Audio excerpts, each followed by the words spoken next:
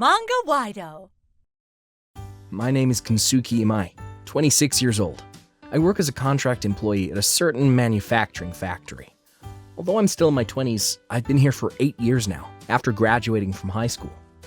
I'm now in a sort of leadership role on site. Good morning, Ken. Kyo-san, good morning. This is Kiyoshi Fujikawa, the most experienced worker in the factory. He's been with us since the factory started up, and even now after his retirement, he's still working hard as a contract employee, and everyone calls him Kyo-san and loves him. But Kyo-san, please don't overdo it, okay? I won't lose to the young ones yet. You really are energetic. All right, let's all learn from Kyo-san and do our best today. Yes! Most of the people who work in our factory are contract workers, like me. We are busy with strict deadlines, and although we are all different in age and background, we have a strong sense of camaraderie and work in a very good atmosphere. However... You're not slacking off, are you? President, thank you for your work. Oh, Kensuke, the leader of the pack. Your arrogant self seems to be having a good time among the contract workers today too, huh? Huh? This is Kazuki Sudo, the second president. He took over as president in his 30s when the previous president retired 3 months ago due to medical treatment for chronic illness. Are you gonna make the deadline for the day after tomorrow? I think we'll manage, but to be honest, we're on the edge. Quantity is important, but quality is also important. Oh? Are you trying to challenge the president? No, it's not that. Contractors don't have a say in this. Do you understand? That's what's wrong with you uneducated people. Well, good luck! He looks down on us and is always pushing us to do the impossible. If we talk back even a little or miss a deadline, he threatens to fire us. My goodness, the predecessor was a good man. I wonder why he let him take over the company. That kid has always been a two-faced man. He pretended to be serious and kind only in front of his father, but when he's away from his father's eyes for a second, he's just like that.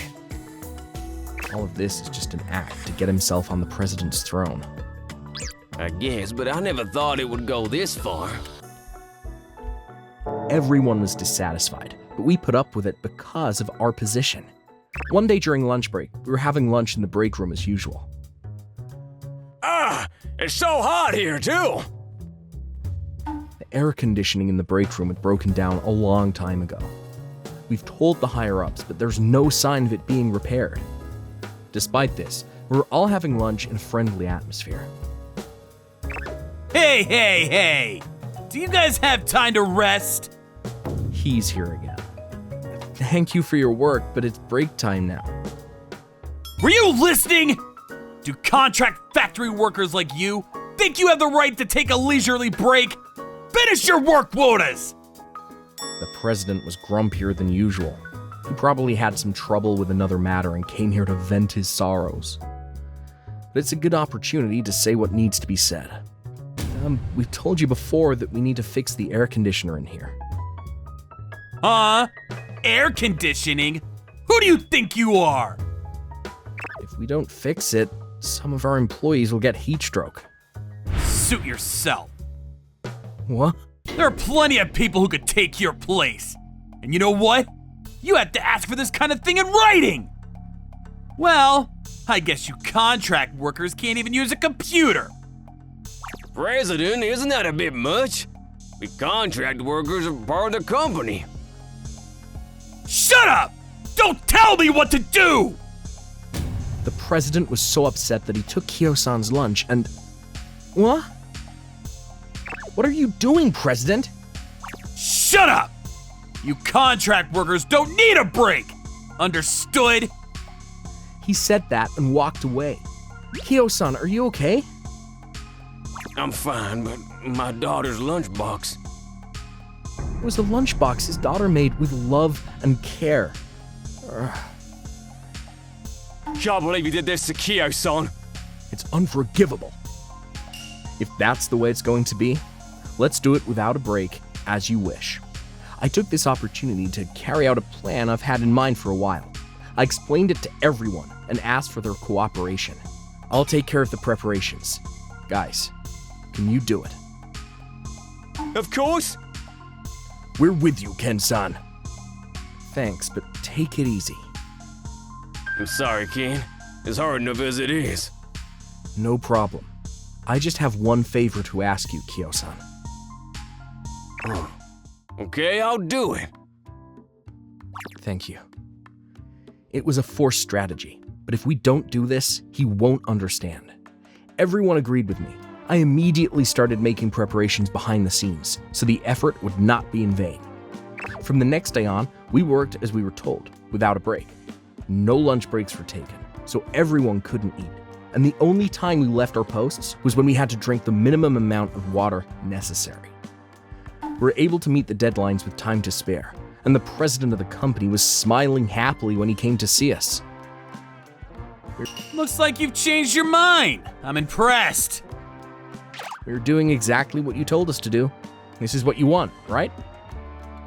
Of course it is! After all, contract workers don't need breaks. Hey, you guys, keep this up!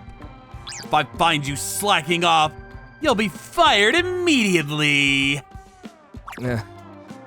However, after a while, people started calling in sick. Day by day, fewer and fewer members were able to come to the factory, and many of them stayed at home to rest.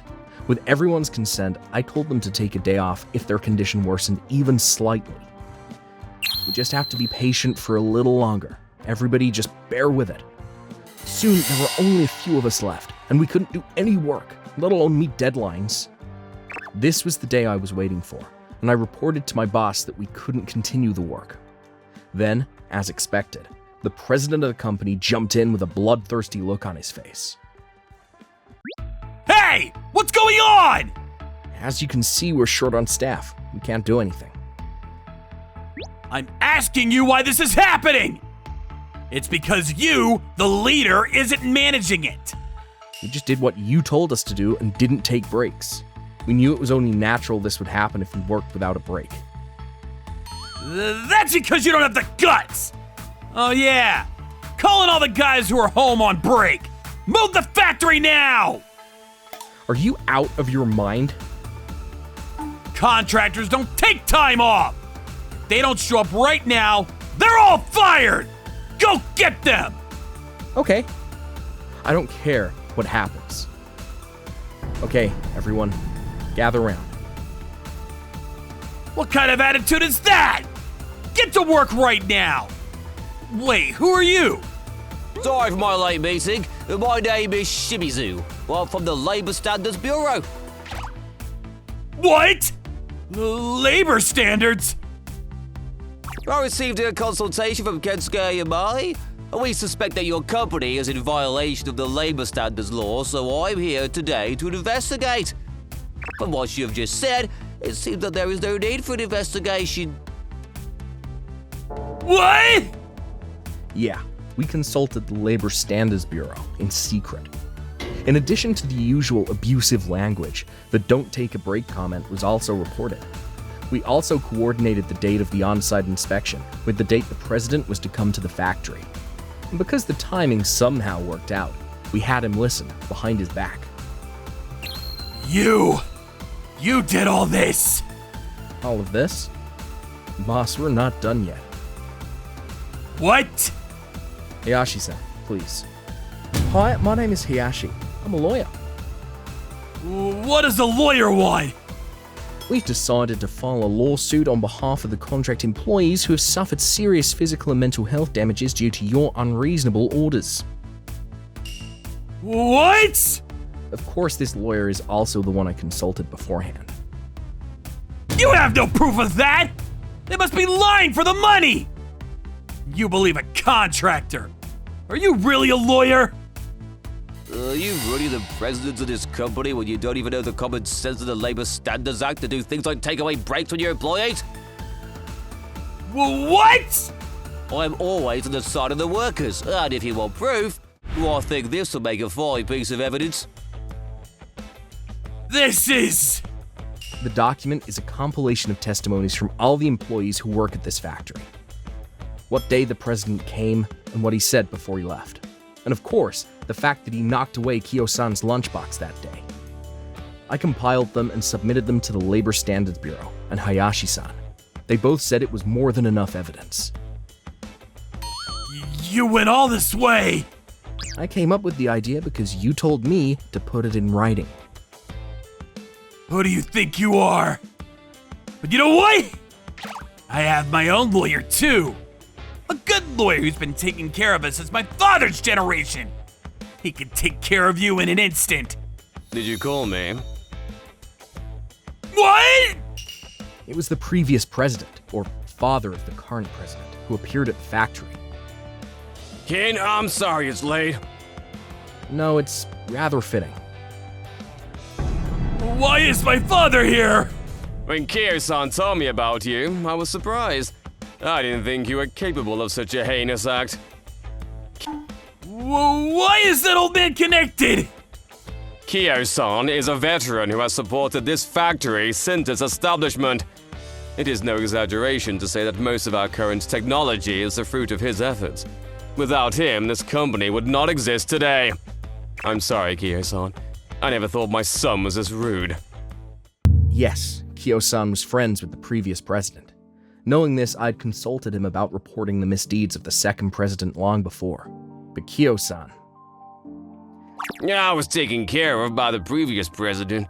His son hasn't even been president for 6 months. I just wanted to give him a little more time to change his mind.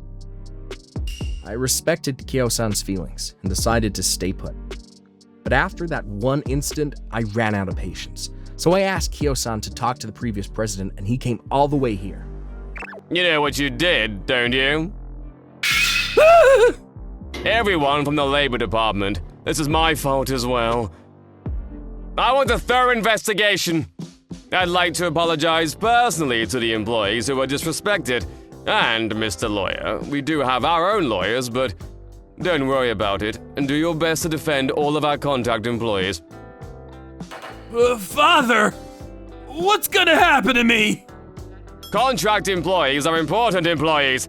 A man who disrespects them is not qualified to be the president, or even a member of our family. What?